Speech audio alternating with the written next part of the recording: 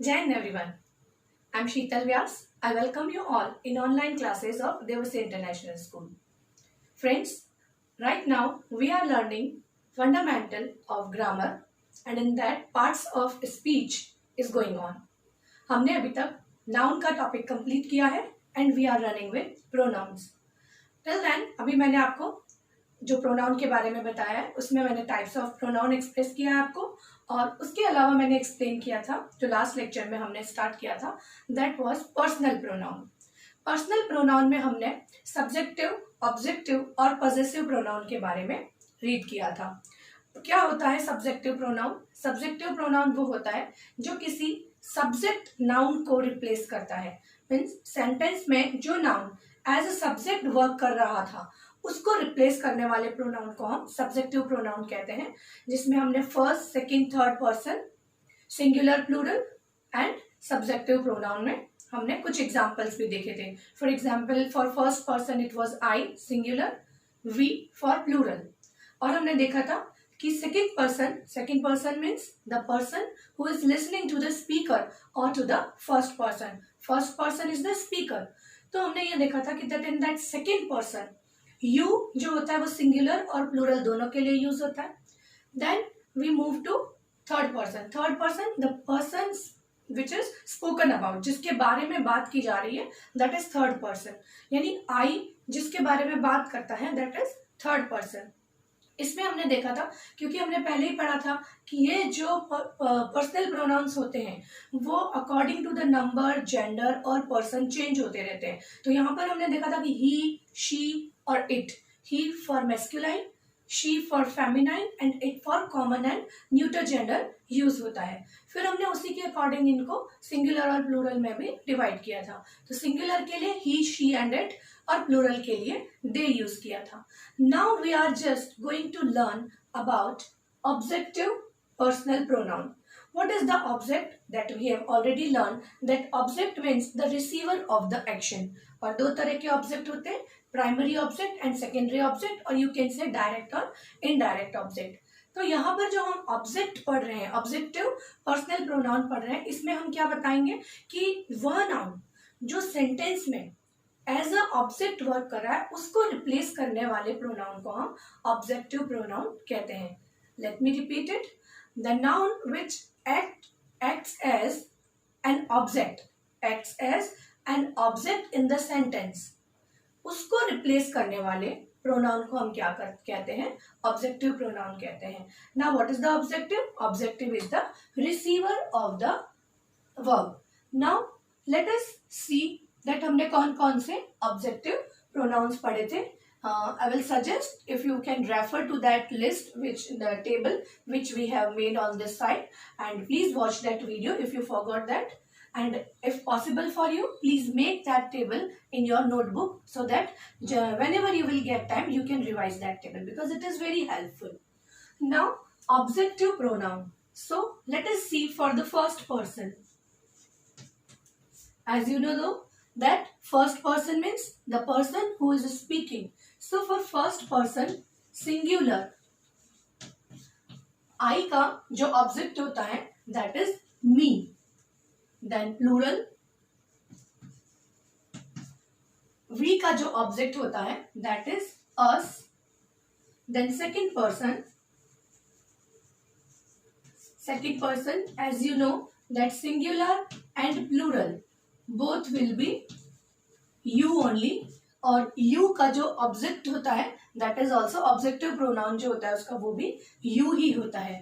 As I told you that day also कि you यानी second person के जो टेबल है उसे लर्न करना बहुत ईजी है बिकॉज जनरली ये सिमिलर ही रहती है. Now the third person the person spoken about, और इसमें सिंगुलर में हमने अकॉर्डिंग टू द जेंडर भी डिवाइड किया था, that is he, she and it. So here he के लिए यूज होगा his, he के लिए यूज होगा him. Then she के लिए यूज होगा her, और it के लिए it will remain similar, that is it. Again let me repeat it that he के लिए यूज होगा him, she के लिए यूज होगा her एंड इट के लिए जो है remain same. Now what is the plural of this? हमने देखा था कि उसमें प्लूरल था दे, और दे के लिए ऑब्जेक्टिव प्रोनाउन होता है them. So let me repeat it. First person singular objective personal pronoun is me. Plural objective personal pronoun is us. Second person singular and plural both personal objective pronoun will remain same, that is you. Third person singular for masculine him, feminine her, and common and neuter gender it will remain same, that is it. Then plural third person plural personal objective pronoun will be them. तो यहाँ पर अब क्या हमें, अगर हम हिंदी के sentence की बात करें तो हिंदी के सेंटेंसेस में ऑब्जेक्टिव का मतलब क्या है? ऑब्जेक्ट का मतलब जो उस वर्ब को रिसीव करेगा. So for example, if I give you something, if I give you something, तो आप क्या बोलेंगे? मैंने, अगर मैं बोलती हूँ तो मैं कहूंगी मैंने आपको कुछ दिया. Let us speak in you language, जो यू की लैंग्वेज है. मैंने तुम्हें कुछ दिया, यानी तुमको कुछ दिया. तो in English what I said I give you. तो ये जो यू है यही हमारा ऑब्जेक्टिव प्रोनाउन है. यहाँ पर हमने एक और चीज नोट की कि ये जो ऑब्जेक्ट है वो डायरेक्ट ऑब्जेक्ट नहीं है. कई बार ये जो होता है वो something, if I give you gift, तो गिफ्ट डायरेक्ट ऑब्जेक्ट है और यू जो है वो इनडायरेक्ट ऑब्जेक्ट है. फिर अगर हम बात करते हैं मी की, for example if you give me something, so you give me a gift. तो तुमने मुझे दिया मीन्स मुझे, तुम्हें, उसको, इसको, इन्हें. ये हम जनरली हिंदी में जो वर्ड्स यूज करते हैं ये वो वर्ड्स होते हैं.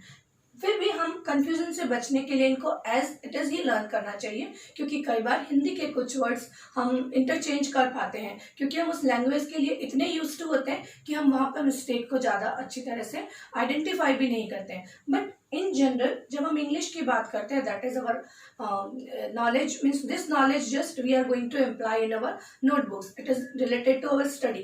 That's why I think you should learn as it is. So here now we are going to make some sentences. So let us start with first person singular. This is me.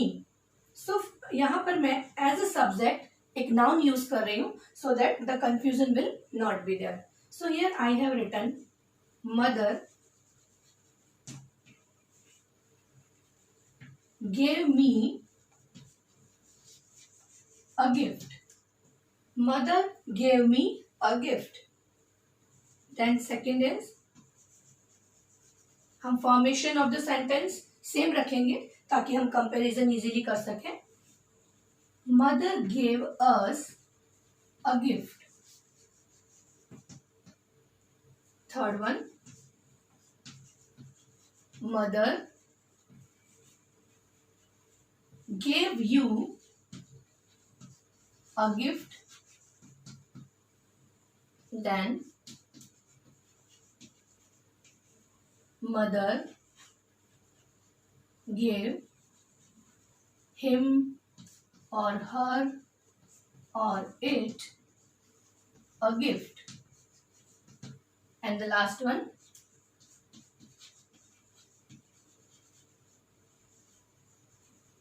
mother gave them a gift. Now here what we have to see, at first let us underline the pronoun which we are going to learn, then we will discuss it. Now you can see that the sentence formation is same so that we can compare all the sentences with each other. Now mother gave me a gift. As you all know that gift is the direct object because which thing is given, which thing is given, that is gift. तो जो gave word है, gave is a verb, इसका direct जो receiver है वो gift है, but indirect receiver यहाँ पर ये प्रोनाउंस हैं जो कि पर्सनल ऑब्जेक्टिव प्रोनाउंस हैं. And as we have already learn that this is direct object and this is indirect object. यहाँ पर हो सकता है मेरा नाम शीतल है तो I can write mother gave Sheetal a gift. But because I am saying this to you, that's why what I have done, मैंने अपने नाम को, नाम मीन्स नाउन, नाउन को मैंने रिप्लेस कर दिया एक प्रोनाउन से। यहाँ पर एक बहुत इंपॉर्टेंट बात है जो आप अक्सर, कई बार ऐसा होता है कि हम थोड़ा कंफ्यूज हो जाते हैं। नाउन जो होता है उसका सब्जेक्टिव और ऑब्जेक्टिव फॉर्म सेम रहता है। नाउन का सब्जेक्टिव और ऑब्जेक्टिव फॉर्म सेम रहता है, वो चेंज नहीं होता है। So please keep it in your mind कि जब भी हम यहाँ पर इनको रिप्लेस करते वक्त जब हम ध्यान रखें कि अगर हमें कभी इन प्रोनाउन को नाउन से रिप्लेस करना हो, देन डोंट फॉरगेट कि नाउन ऑब्जेक्ट फॉर्म में भी सेम रहता है जैसा कि सब्जेक्ट था। फॉर एग्जाम्पल यहाँ पर जैसे मैंने मी किसका ऑब्जेक्टिव है? आई का, तो आई मीन्स मैं, मेरा नाम Sheetal, so that's why I have just replaced it with Sheetal. Mother gave Sheetal a gift. So it is understood that मैंने एक नाम को replace किया है, that name is the first person because I am speaking right now. Now for example, if mother gave a gift to a group of cousin, maybe brother, sister, all are there. So I can say cousin is a noun. So what I can say, mother gave cousins a gift. But what I have done, मैंने cousin को replace कर दिया us से। Why? Because I was also included in that group, और जब मैं उस group में इंक्लूडेड हूं तो मैं क्या कहूंगी? हम। सो हमें, मदर ने हमें एक गिफ्ट दिया, so that is mother gave us a gift. Now just look over here, mother gave you a gift. Now maybe you are Krish, तो if I will write mother gave Krish a gift, here somewhere to is hidden, so mother gave Krish a gift. तो you जो है वो क्या है? यहाँ पर second person है, क्योंकि मैं क्रिश से बात कर रही हूँ। अभी मैं किससे बात कर रही हूँ? क्रिश से बात कर रही हूँ। तो मैंने क्या कहा? क्रिश को बोला कि मदर ने तुम्हें एक गिफ्ट दिया। So that is second person. Second person कौन होता है? जो कि स्पीकर को, यानी कि फर्स्ट पर्सन को सुनता है, दैट इज क्रिश। यहाँ पर क्रिश सेकंड पर्सन है और इसीलिए मैंने उसको रिप्लेस कर दिया यू से। नाउ हियर, अब अगर मदर ने कृतिका को गिफ्ट दिया था, but Kritika is third person, so what we have done, mother gave Kritika a gift, और कृतिका को मैंने रिप्लेस कर दिया हर से। सो हियर, और मे बी यहाँ पर रोहित हो सकता है, तो रोहित को रिप्लेस करेंगे हिम से। और यहाँ पर इट के बजाय कोई भी हमारा पेट एनिमल हो सकता है, तो उसको अगर कोई गिफ्ट मिला हो तो that we can write down it. So here it is third person. Now here mother gave them a gift. Maybe I am talking about my classmates. My classmates are third person. तो classmates noun है, तो मैं यहाँ, और classmates क्या है? Plural noun है। So mother gave classmates a gift, उसकी बजाय मैंने उसको replace कर दिया mother gave them a gift. I hope now it is clear कि जब भी हम किसी भी ऑब्जेक्ट नाउन को प्रोनाउन से रिप्लेस करते हैं, जब वो पर्सनल प्रोनाउन हो, तब हमें उस प्रोनाउन की ऑब्जेक्टिव फॉर्म यूज करनी होती है, that is me and us for first person singular and plural, you for second person singular and plural, him, her, it third person singular, and them third person plural. So in this way we will use these personal objective pronoun. Now what is the third one? The third one is possessive personal pronoun. So let us start that.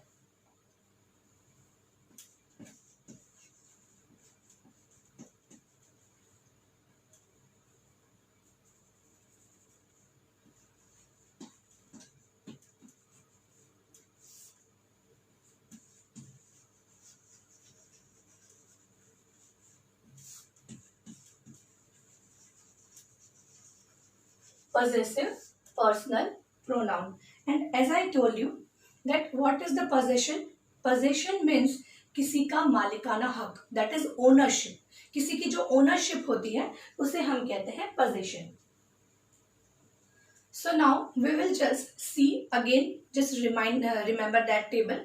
उस table में हमने जो last column था उसमें कुछ possessive pronouns लिखे थे, वो मैं एक बार आपको रिपीट करती हूँ. Now I'm not going to write again first, second, third person. In 3 rows I will write. You please understand that. So here in the first person what we have written for singular, अब हम I को और me को replace कर रहे हैं, तो that will be my or mine.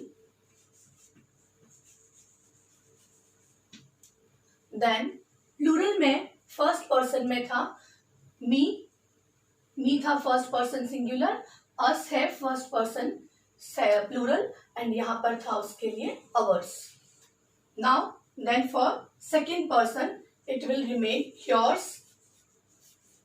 Then for third person masculine के लिए हिज, फेमिनाइन के लिए hers, and for neuter and common gender it will remain its, and then them की बजाय यहाँ पर आ जाएगा theirs.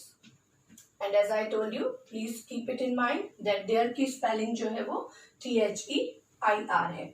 Now here if you will see, मैंने इसमें possessive proportional pronouns में mostly पीछे s लगाया है. अब जनरली जैसे इसका पॉजिटिव पर्सनल प्रोनाउन को अगर हिंदी में बोले तो क्या बोलेंगे, मेरा, तुम्हारा, हमारा, इसका, उसका, दैट इज. तो हमारा मीन्स तो अवर भी होता है, उसका मीन्स तो हर भी होता है, और इट्स का मतलब जो है उसमें भी हम देख रहे हैं कि एस लगा हुआ है, और उनका मतलब तो देयर भी होता है. तो इसमें और बिना एस के इन वर्ड्स में क्या डिफरेंस है वो हम बाद में नोट करेंगे. But right now let us make some sentences which we will use these words, these pronouns in these sentences. So let us start with the first one. First word is mine. I'm going to use mine at first. So that is, this car is mine. आप please थोड़ा carefully देखना कि मैं कहां पर इन pronoun को use कर रही हूं.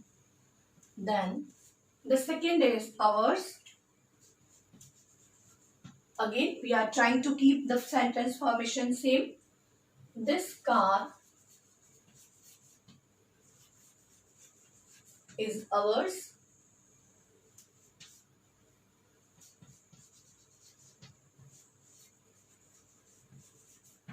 This car is yours. This car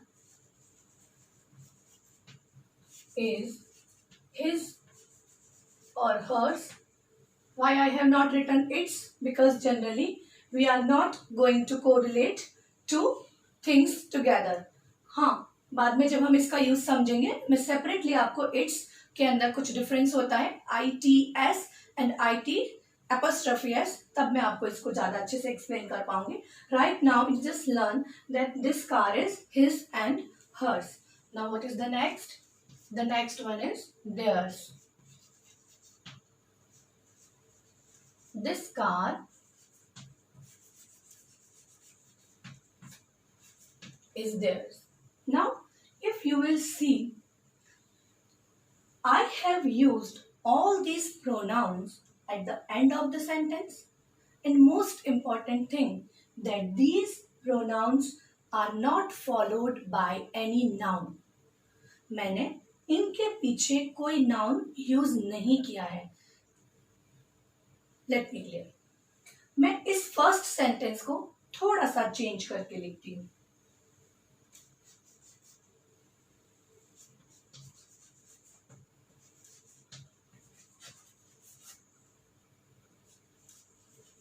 फिर सेकंड को भी थोड़ा चेंज करते हैं हम.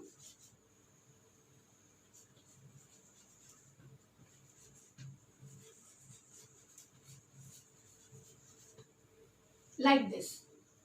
नाउ यू कैन सी, मैंने इस सेंटेंस में लिखा है दिस इज माई कार. यहां पर मैंने इस प्रोनाउन के बाद में एक नाउन यूज किया है. यहां पर अवर के बाद में, अवर इज अ प्रोनाउन, और उसके बाद में मैंने कार यूज किया है. लेकिन इन दोनों में क्या डिफरेंस है? डिफरेंस ये है कि बिना एस लगाए जब हम माय, अवर, योर, हिज में वैसे ही एस लगाए, then her, it's as I told you, ये एक्सेप्शन है, ये हम बाद में लर्न करते हैं. देन देयर जब हम यूज करते हैं तब इन वर्ड्स को हम प्रोनाउन नहीं मानते बल्कि डिटरमिनर्स मानते हैं. If you remember, in your lower standard also you have already learned a little bit about the determiners. Determiners वो होते हैं जो सेंटेंस को रेफर करते हैं, यानी सेंटेंस में नाउन को रेफर करते हैं, मीन्स नाउन किस से बिलोंग करती है वो रेफर करते हैं, बट जनरली पोजीशन के सेंस में नहीं बताते। Belongs to that is true, but उसका जो रोल होता है वो एज अ प्रोनाउन नहीं होकर एज अ डिटर्मिनर होता है। फर्स्ट सेंटेंस में नाउन को डिटरमाइन करते हैं that this is my car. यहाँ पर एम्फेसिस जो दिया है वो माय पे दिया है, मेरी कार है, दैट इज मेरी कार है, that is emphasis on this word, क्योंकि वो कार को डिटरमाइन कर रहा है, न कि पोजीशन बता रहा है। कार की एक तरह से हम कह सकते हैं कि वो कार की क्वालिटी बता रहा है, एक तरह से उसको डिस्क्राइब कर रहा है कि वो कार किसकी है। सो that's why here it is determiner not a pronoun. But जब हम ऊपर वाले सेंटेंस में जाते हैं, that is this car is mine, यह कार किसकी है, यह कार मेरी है, बट यह मेरी कार है। Here you can just see the difference, यह मेरी कार है, यह कार मेरी है। यहाँ पर ऊपर वाले सेंटेंस में मैंने नाउन में यानी कि कार पर ज्यादा एम्फेसिस किया है इंस्टेड ऑफ माइन, लेकिन नीचे वाले सेंटेंस में मैंने माय पे ज्यादा एम्फेसिस किया बिकॉज वो कार की क्वालिटी या कार को डिस्क्राइब कर रही है कि वो कार जो है वो मेरी है, कार की एक क्वालिटी बताई है। तो इस तरह से ये डिफरेंस होता है पर्सनल पॉजेसिव प्रोनाउन में और डिटरमिनर्स में।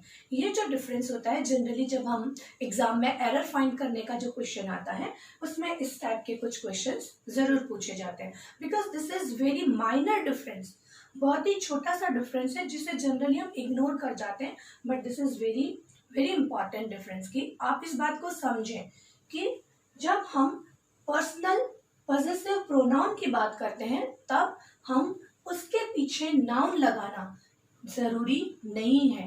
The personal possessive pronoun does not follow with a noun, but a determiner always follows a noun, क्योंकि वो किसको डिटरमाइन कर रहा है ये बताना जरूरी है। माय वर्ड या अवर वर्ड एक नाउन को डिटरमाइन कर रहा है, वो इस नाउन को डिटरमाइन करता है कार को, इसलिए हमें इसके पीछे नाउन का यूज करना कंपल्सरी है, लेकिन यहाँ पर कंपल्सरी नहीं है, इवन मोस्टली हम यूज नहीं करते हैं। हाँ, इस सेंटेंस के बाद अगर कोई अलग फ्रेज होती है तो for example I can say this car is mine on which you are writing something. So यहाँ पर मैंने क्या किया, उस कार में जिस कार के ऊपर तुम कुछ लिख रहे हो, means you are scratching over there, तो यहाँ पर जब मैंने पीछे एक और फ्रेज या एक और क्लॉज अगर मुझे जोड़ना होगा तब मैं जरूर माइन के पीछे भी कुछ लिखूंगी, otherwise the sentence is completed over here. ये सेंटेंस यहीं पर कंप्लीट हो जाता है। So this is the difference between personal possessive pronoun and determiners of the same word. इन्हें हम पॉजेसिव डिटरमिनर्स भी बोलते हैं। Whenever we will start our determiners तब मैं आपको इन्हें डिटेल में समझाने की कोशिश करूंगी। So students, today what we have learn that personal objective and personal possessive pronouns we have learned. If you remember, in subjective pronoun also I told you कि अभी आप स्टार्ट करें तब छोटे और सिंपल सेंटेंसेस के साथ ट्राई करें। ऐसा करने से you will get the proper idea and proper understanding of the topic of this concept. Then gradually you should move to the difficult sentences. अभी आप एकदम सिंपल सेंटेंस बनाएं और इनके बीच में डिफरेंशिएट करने की कोशिश करें। अब आपको नेक्स्ट टास्क क्या होना चाहिए, अब आपको क्या करना चाहिए कि आप इसी तरीके की एक टेबल अपनी रफ नोटबुक में बनाएं जिसमें एक तरफ आप सारे सब्जेक्टिव प्रोनाउन के सेंटेंस लिखें, देन उसी का काउंटर पार्ट यानी कि उसी का जो सेम ऑब्जेक्टिव होना चाहिए ऑब्जेक्टिव प्रोनाउन और उसी का सेम पॉजेसिव प्रोनाउन अगर आप लिखें तो आपको ये कॉन्सेप्ट और अच्छे से क्लियर हो जाएगा। बाद में जब ये सब कंप्लीट हो जाएगा, जब हमारा प्रोनाउन का टॉपिक कंप्लीट हो जाएगा, after that what we will just do some exercise related to error finding and related to some other type of activities so that it will be clearer to you, ये और अच्छे से आपके दिमाग में clear हो सके। और नेक्स्ट लेक्चर में हम क्या करेंगे, नेक्स्ट लेक्चर में हम प्रोनाउन का जो नेक्स्ट पार्ट है वो कंप्लीट करने की कोशिश करेंगे। Let me tell you friends, pronoun is really a very vast topic. वैसे तो ग्रामर इटसेल्फ बहुत बड़ा है, बट प्रोनाउन इसलिए भी बड़ा है क्योंकि प्रोनाउन जो है एक तो उसके टाइप्स बहुत ज़्यादा है, एक उसमें वेरिएशंस बहुत ज़्यादा है, इसलिए प्रोनाउन का टॉपिक एक लेंथी टॉपिक है। So please have patience, be with me every time and try to understand whatever I am going to tell you. So in our next lecture, we will try to complete the next type of pronoun. Till then, have a nice day. Jai Hind everyone.